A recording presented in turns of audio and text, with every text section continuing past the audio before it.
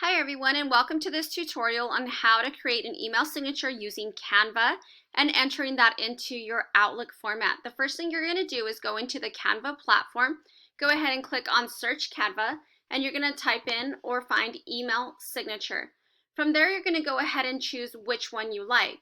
If you do not have a pro account, it will have a little pro icon with a crown, and that means that it will not be free. But if you have an education account, which we do for our district, then you're able to have the pro features for free.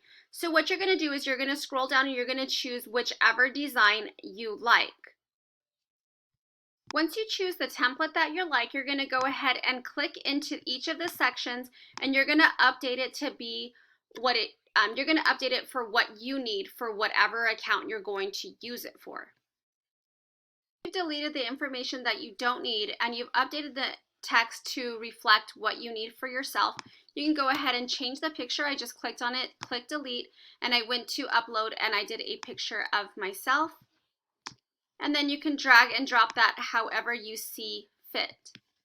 Okay, once you have your email signature set up, you're going to go ahead and go to the top right here, and you're going to go ahead and title it.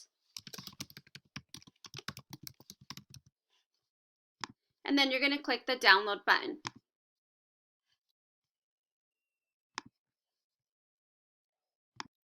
Once you download it, go ahead and go into Outlook and click on your settings icon.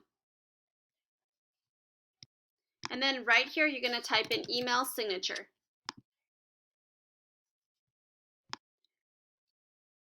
Once you get in there, you're going to click on this little picture. After that, you're going to directly just click on the picture that you've downloaded, and then you're going to click your save option.